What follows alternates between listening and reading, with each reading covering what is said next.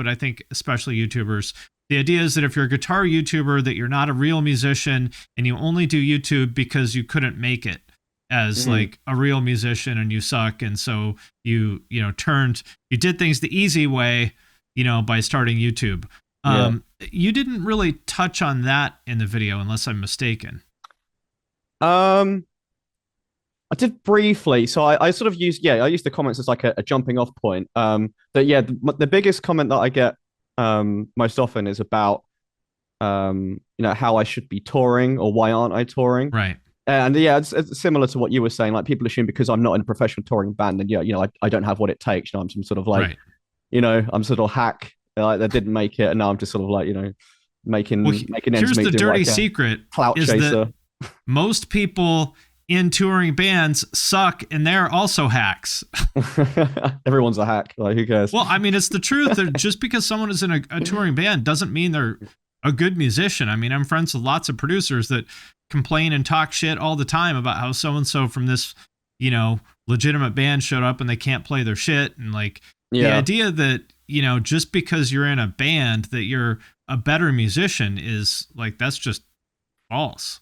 Yeah, I'm just trying to make it clear to people that there's just two different routes to the same goal. And like, some people like you said, some people who tour and they're terrible musicians, but so there are some great musicians that tour. And likewise, there are some terrible YouTubers that are big as well. Sure. Who can't really play. So whatever. It's all down to, the specific context. Well, you did talk about this in the video, but for anybody who hasn't seen it, I really liked the way you talked about touring, because to me, I can't think of anything I would hate more than being in a touring. I mean, if you're like Ozzy and you're flying private between shows and you get catering and shit, okay, and you can bring a massage therapist, all right, I could live with that. But anything below that to me just sounds like fucking torture. Can you talk about why you have chosen not to be in a touring band? Well, I did have a go at before because basically, so I sort of discovered YouTube very late, I guess, compared to a lot of you guys who have been doing it for a while. I didn't even know there was like a sort of a whole guitar niche world thing on YouTube until like 2018. I sort of discovered all that stuff. So before then, I was sort of going down the whole sort of like band route, but we never really got anywhere.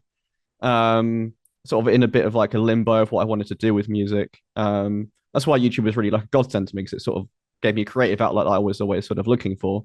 Because I always enjoyed playing guitar, but I didn't really, like you said, I didn't really want to go touring. It didn't really sound like much fun to me. Everyone who I spoke to was touring just sounds like a miserable experience. Like, why would I want to? No money. Why would I want to put myself through that? And like, there's not really much money in it anymore unless you're playing at like a really high level. And so it's just like, why do people do that? I mean, I guess like I kind of feel like I want to experience it once. I feel like maybe it's something like all musicians should maybe try, but it's just not viable at the moment. Maybe things will like get better in time. But in this whole post-COVID world, it's just not viable to tour at all unless you're, just doing like a little tour around your like county or state or whatever. Yeah. But nothing serious. Well, you made a great point there, which is the one I have always made. Like, if your goal is to get your music out there to people, playing all these, like you talked about bands playing to 100 people a night, that would be on the high side. I mean, if you're lucky as like a small band, you're playing to 100 people a night, more likely it's probably going to be a couple dozen people a night.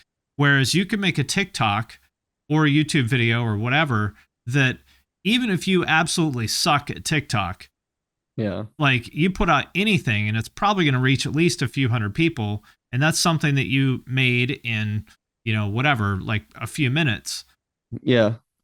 This is something that I've really sort of like grown to dislike the most, actually. Like more so than like, the people that was ragging on in like comment sections. It's just like these, especially in metal bands, you get these sort of like overly sort of like artiste sort of guys that are just like, all about their art and they don't really care about like anything else. They just want to write their music, release some album on Bandcamp and like link it to their Facebook friends. And then like, and then just like complain that like no one's buying it. And then like, go back to square one and repeat.